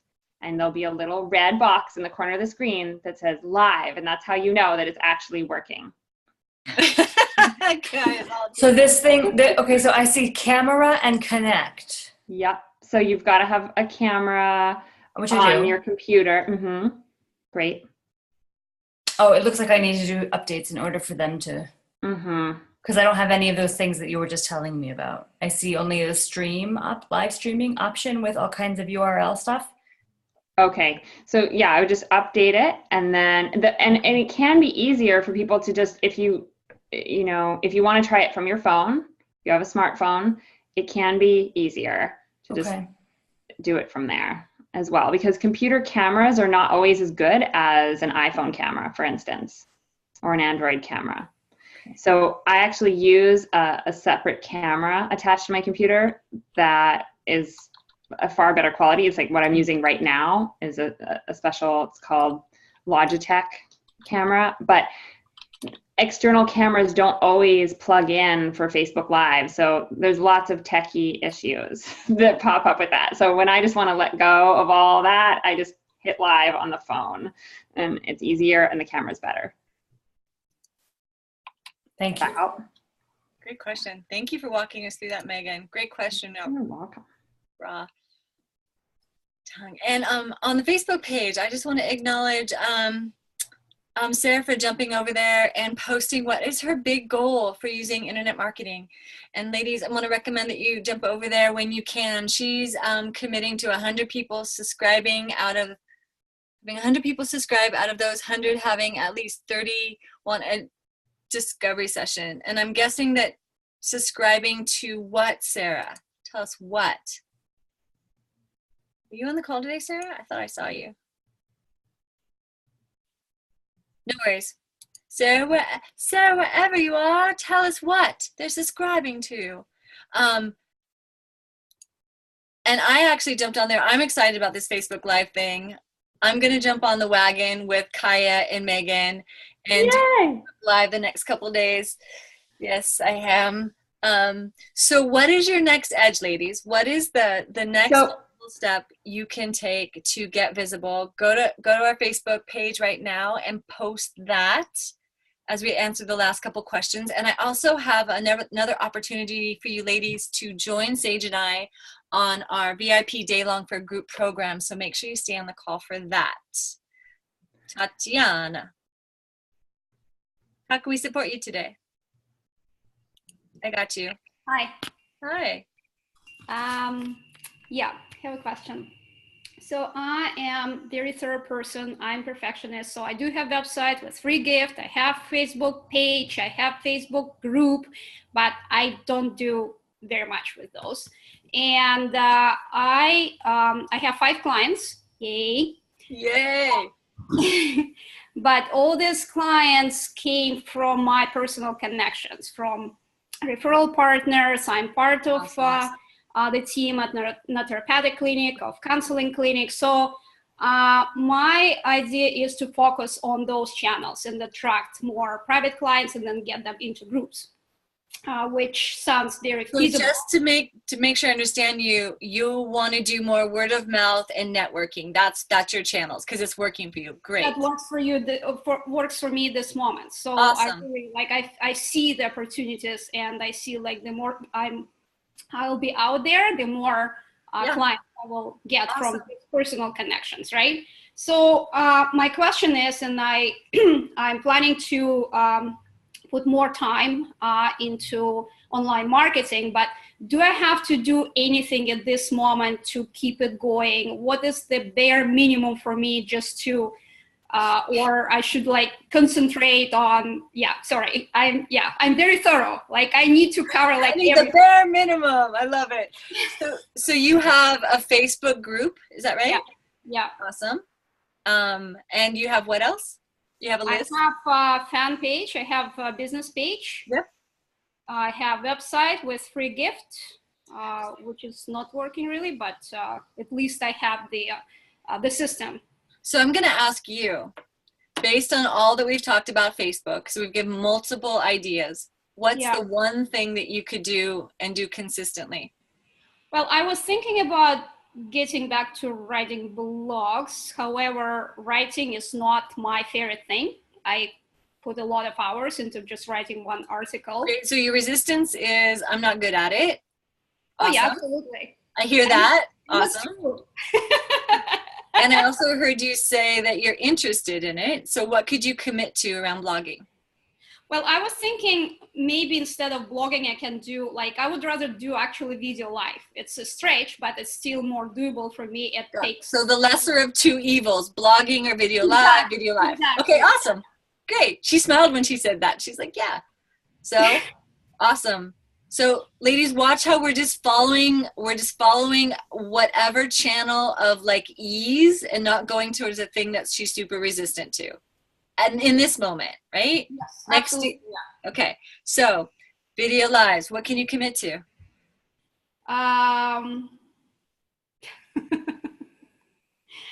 Well, I heard that once a week would be good, and I can. Awesome. Once a week. The question is, I do have signature talks.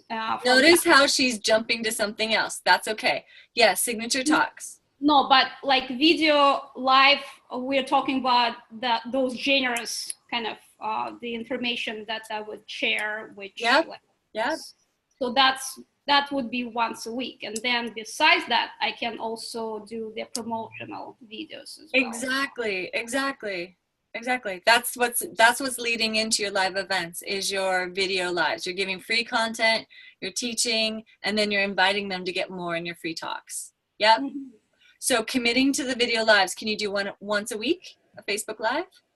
Yes, I think I can do that. Yeah. Awesome. So are you fresher in the morning or in the evening? Morning. 5 o'clock, I'm all ready to go. Brilliant. Wow. And beginning of the week or later in the week? Beginning. Do you have an admin day for your business? Yes, Tuesday. Great. So Tuesday morning, would you be willing to commit to doing a Facebook Live? Oh, Kaya.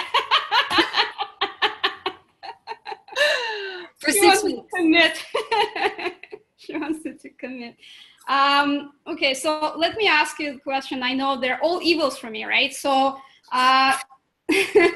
so if I have to choose between blog, making a video, just recorded video, or video live. So what would be the most kind of efficient? So Tatiana, I just want to point out that you already chose.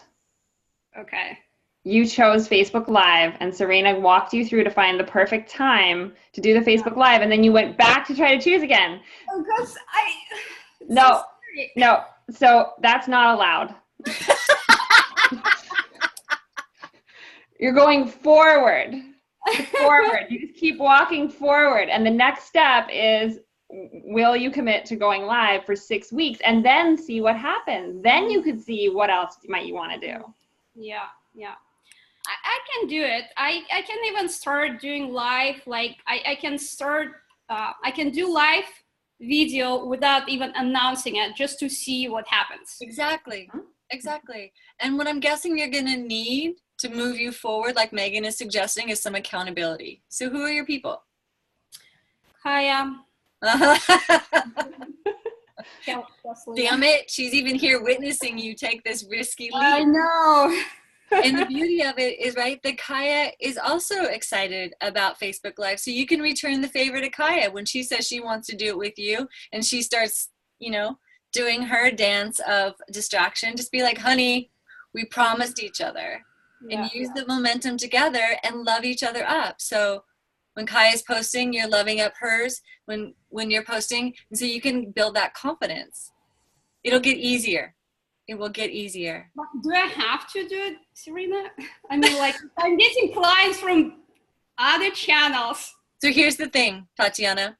Why not practice doing some videos, right? Some Facebook Lives. Yeah. Practice now when you're not desperate for clients, because you're getting them from your networking. Because at some point, you may exhaust your local community. You just won't be able to touch them all personally. And at that point, when you can't touch them all personally, you're going to be like, oh my God, I'm a pro at Facebook Live now. I don't even sweat it because you've been practicing it. So saying that I should definitely have that channel as well, right? It's a beautiful channel for you, Tatiana, to reach out. I know you live in a small community. And so reaching out to a larger community is going to be really great. And you show up great on camera. You do.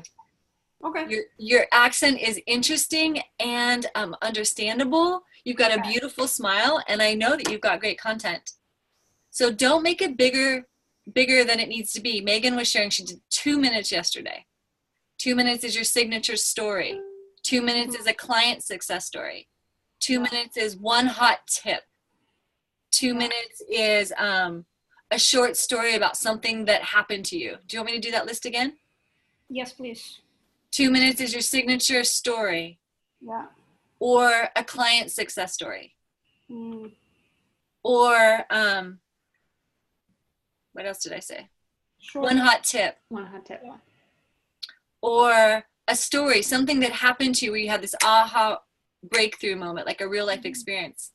And at the end of every one of those is a tie back, right? Come back to this page next week. Stay tuned for my next talk. If I can have this, you can have this too. Comment below if this matters to you. Comment below if you have a story like this, right? Tie every one of those examples, tie back, wrap it up with that. And sweetheart, if you just did 5 weeks where you did one of those and then you did it again, wash, rinse, repeat, you'd have 10 weeks of content. Yeah. Right? 2 minutes. We're not talking about longer than that. Sage, Sage does bigger ones because she's graduated from college. She's been in business for 5-6 years doing Women Rockin' Business. So she's doing 30, 20 minute, 45 minutes. You don't have to do them that long. Just get their practice. Okay? You are so courageous. Really. I'm with you. I'm gonna do a Facebook Live, and then I'm gonna do another one on Friday. Oh yeah. Whoop, whoop. What time are you Megan's not gonna let me back out. What time are you gonna go live, Serena, so that we can actually go there and give you hearts and love and comments, and everyone can witness what this is like? Let me look at my schedule. Does anyone have another question while I look at my schedule? And well, I just want to say, Tatiana, and to anyone who's just thinking about jumping into Facebook Live, it's a really good time to do it right now when you don't feel ready, because if you don't have a huge following right now, the good news is there won't be very many people paying attention. It's awesome, right? When I led the second telesummit, the second year, I looked back at the interviews from the first year and they made me want to puke. I was like, oh my God, I could see all the things that I would have done differently. And the great news is that year I didn't have as many people watching, but by the time I had, you know, bigger connections and there were more people paying attention, I had practiced it all. So let this be your practice round. You need a practice round, so you might as well start now. I love it. I love it. All right, I'm going Facebook Live tonight. I'm going live at 6 o'clock. Yep. All right. All right, 6 o'clock. I'll be there. Who else is going to be there? Yay! God, great. Thank you so much.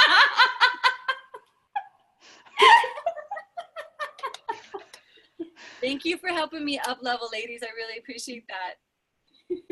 Oh, big gulp for me.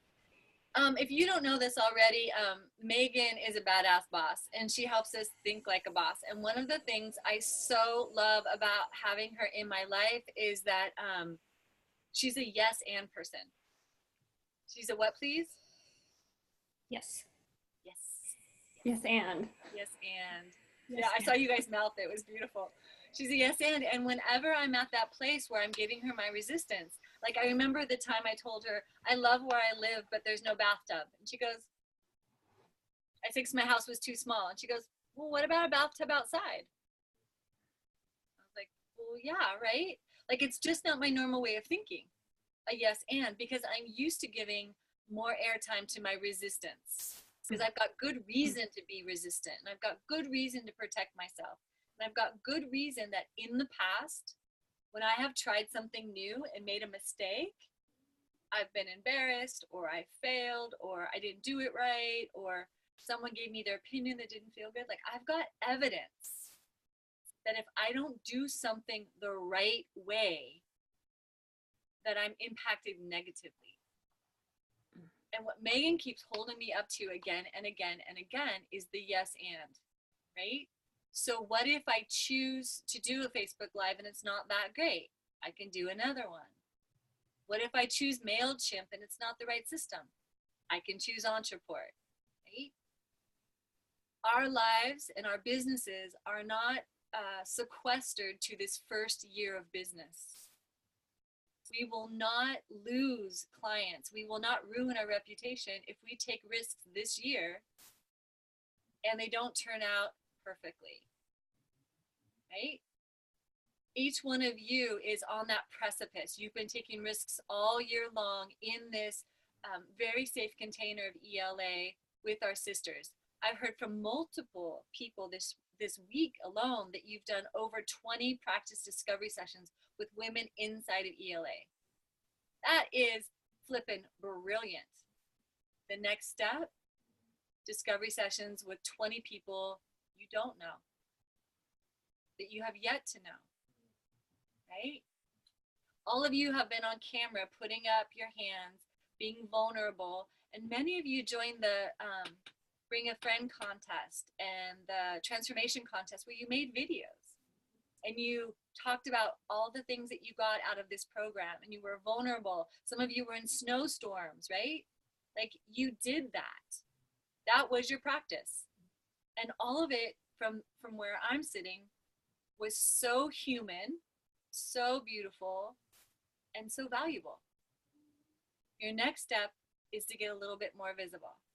It's to do it with people that you don't know and feel what it feels like to be visible with people who don't know you as deeply, because those are the people that you want to get to know you because they may be your potential clients. And many of you have been emailing the office about more support. So as you all know, there's still room and leverage, and there's also a couple more spots in the VIP day that Sage and I are going to be doing as gratification to the winner of the Bring a Friend contest. Now, what's true is that many of you invited many friends to Bring a Friend contest, but you didn't win the ultimate contest. And so we want to make an opportunity for you to get this group program anyway. And I'm just looking at the date because the VIP day is April 16th from 10 to 3. April 16th, 10 to 3. And this is the opportunity. So if you have a friend who didn't make it to Women Rockin' Business Live, and they're still interested in jumping into our program, and you get them hooked up with us, and they decide to join our program, they're a fit, right? What we want to offer you is that 5-hour VIP day with Sage and I. So if you're still out there and you know there's a woman who you invited to Women Rockin' Business Live who didn't make it, she's an entrepreneur, she wants to start a business, and you get her our link, right? You send her to us, and she joins our program. We were happy to invite you to that VIP day. So that's one more offer for you to get in. And to make it fair, right? It's if she says yes to the program, because the women who play the Bring a Friend contest got 10, 12 people to the event, and many of them jumped into the program. So whoever you send to us, and you can send us more than one, ladies, you know, to make the odds that one of them jumps in, you can send us more than one. The VIP is April 13th. So clearly this all needs to be done before then for you to make it happen. And if you have any questions about that, just email Shannon at support, and she'll get you whatever link you need. Good? Awesome. I see a lot of you taking notes, so maybe those are the names of your friends. We have just about 10 minutes left. It looks like Deborah Mystery is going to do a Facebook like campaign on her business page. Nice. Hey, Tammy, there you are. You're going to finally create your business page for 100 likes. Woo-hoo. Hey, that's going to be a no-brainer, Tammy. You have such a community that loves you. No-brainer. Here's the thing, too, ladies. Confidence. Confidence comes when we take a risk and we succeed on some level. That confidence that gets inside of you with success is what magnetizes your clients to you. It's your confidence that I'm in business. I have a business page. I did a like campaign. I've done 20 discovery sessions. I've given 3 signature talks. Like whatever you've accomplished and haven't died from, right? That's my fear. I'm always just like going to combust or something. Builds confidence. And that confidence allows you to walk through the world with a kind of ownership. You're owning your own journey. You're the shero of your own path. You are the CEO of your business. That confidence is what magnetizes people. And I can say that with confidence because that's what's happened to me. I walk into a room now more open-hearted. I walk into a room more ready to have conversations. I walk around with my shoulders less up by my ears and more down here because I have earned my place in my own business. I trust myself more. And I even trust myself to make mistakes, like I might make tonight on my Facebook Live, right before my dress rehearsal, right before another opening night. Like I might make a mistake. And I'm trusting that whatever I do that's ridiculous, I can either make up for it, live with it, or potentially rejoice in that I've got one less layer of I give a fuck what people think about me, and more that I'm here because I'm doing what I was called to do. I was called to do something that I wasn't completely qualified for. And as I commit to doing what I'm called to do, I become qualified. That's how it works. And if it's true for me, it's also true for each and every one of you on this path. So we have one last question before we're going to sign off. Serena, this is Beth Eames, and I've had my hand up for a while. Can I be that question? Where are you, love? My hand is raised. Okay, yeah. We've got you. I know I've seen you there for a while, Beth. I know it's just your video's not on. Yeah. Oh, Your name. Yeah, what's up? After Women Rocking Business, Debbie and I kind of wandered into a live sacred sexuality summit that we've planned for 4 days in July. We have the venue, we have the schedule, we have the talk titles. We're just not quite sure.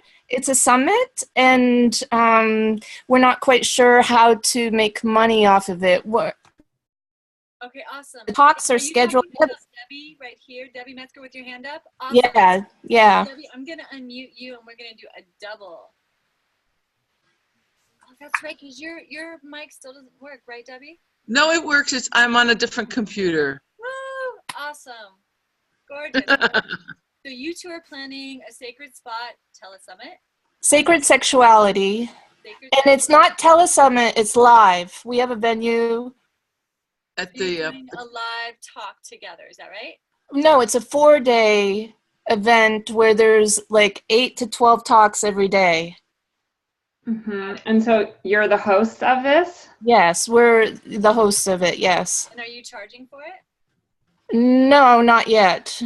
I think out of the protocol, I assumed we weren't supposed to charge, but I don't know. That's our question. We're not sure what to do. We wandered into the comedian lounge, and we got inspired, and we got creative with the guy there, and he thought, hey, this would be cool. So we wanted to do it, but now we're trying to figure out how to make this a wise business approach. Yeah. In terms of making money or funneling people. This is a great question, and I so love how you two have teamed up because you're a natural fit. And I really want to stay on time, so we've got 4 minutes left. So we're gonna give you some feedback, Megan and I, and then if you have more questions, just bring it to the Facebook page, okay? So first off, I wouldn't recommend you do a 4-day event.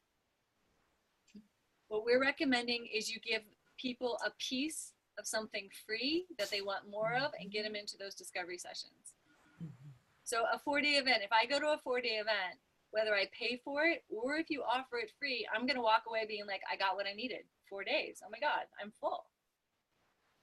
It's not as lucrative as putting them into a program. Now, if you guys decide to do a program together, right, you're going to have to work what that looks like out. If you guys are going to offer complementary services, like Beth offers one thing and Debbie offers something different, that's another kind of way to do a joint mentorship together. But what we recommend is doing a 2-hour free event.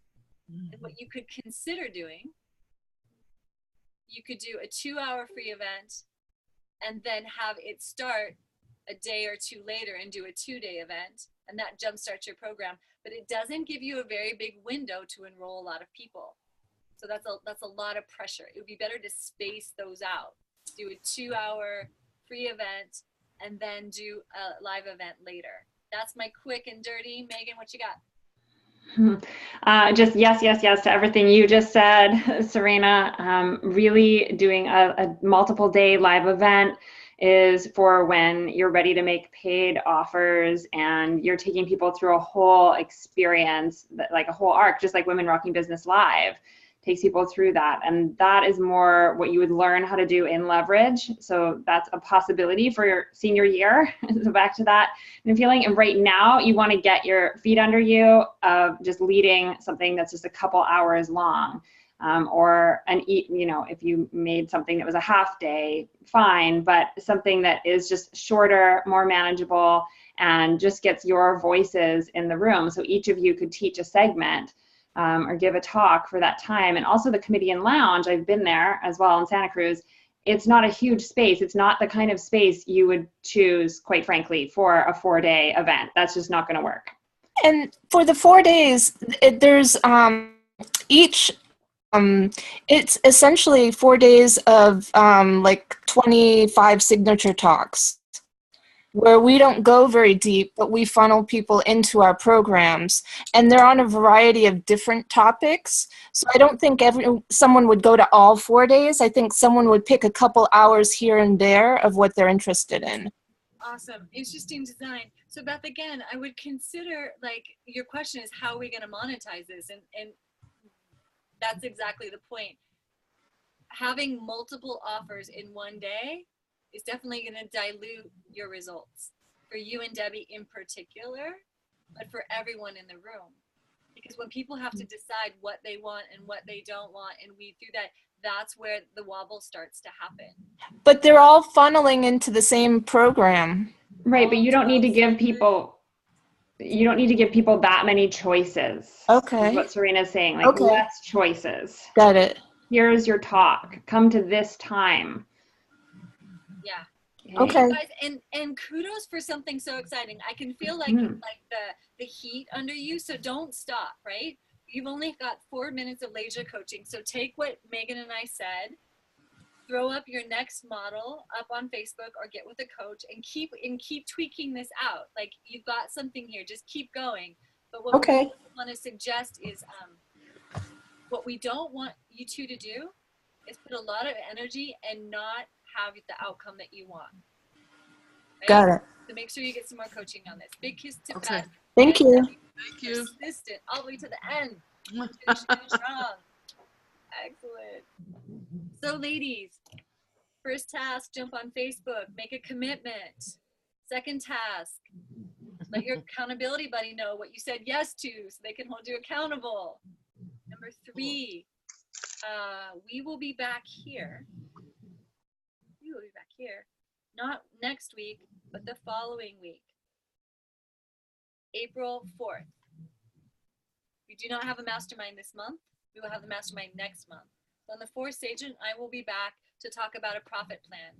And this is going to dovetail really closely into what the question that just came up with Debbie and Beth. Like, what is our really doable profit plan? How are we going to generate our profit? And how are we going to watch that grow? And if you've never had this lesson in profit planning, I have to say, like, I never got this in college. I never got this from my mom. I never even seen anything like this. And it was really helpful for me to wrap my mind around engaging and being really involved in profit and not just giving my services away because I've been called, right? Making sure that I'm actually getting compensated for my time and my energy as my life moves on. So ladies, thank you so much for being here and staying open to learning, finishing strong. Thank you, Megan, for being by my side today and leading so generously with your time. Really appreciate you. Happy birthday. Thank you. Big kisses to you. We're going to unmute the lines and please just popcorn style your one-word intention that you're leaving with today. Visibility. Courage. Clarity. Commitment. Baby steps. Commitment to self. Inspiration. Follow through. Freshman year.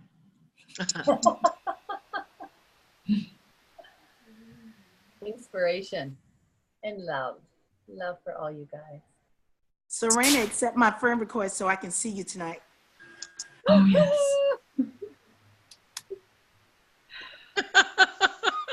I'm sweating over here. Oh, ladies, thank you for holding me and each and every one of you as much love and prayer as possible. We're really doing this. We're really changing the world one business at a time. Blessings on your journey. I'll see you in a couple weeks. And maybe some of you I'll see our second opening weekend on Friday night. Big kiss to you, ladies. Go to the universe. It's good. Ladies, you're rocking it. Your clients are waiting for you. Not someone like you, but you. Bye.